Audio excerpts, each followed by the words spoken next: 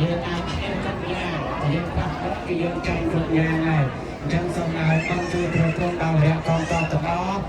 បាននៅសេចក្តីសុខសេចក្តីចម្រើនគ្រប់គ្នាបងណាអនុមោទនា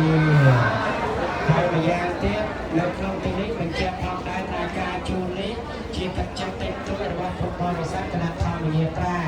ហើយការចែកជួលស្មើនឹងស្មើដោយសារការទាក់ទងផ្ទាល់តាមរយៈការស្គាល់ដូចការស្គាល់ញោមរយៈ444ចឹងទៅញោមមេធំស្គាល់អនុស្គាល់ណាញាតិញោមមានបច្ច័យទេឲ្យដល់ហើយណាជួយដល់ហើយឥឡូវអាត្មាភាពគណៈធម្មយាត្រានឹងជួលមួយក្រុម30,000 រៀលសម្រាប់3ក្រុមហ្នឹងណាហើយសម្រាប់444នឹងជួល50,000 រៀលបងអនុមោទនាហើយអត់បានជួលផ្ទាល់ទេជួលជាក្រុមដើម្បីស្រួលចាត់ចែងអត់បានទេបងហ្នឹងហើយឥឡូវសូមចែកញាតិញោមណាសូមថតជាមួយពួកគាត់ញាតិញោមតើអង្គុយ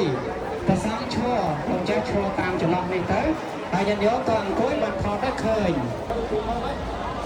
អង្គុយទីនោះទៅបង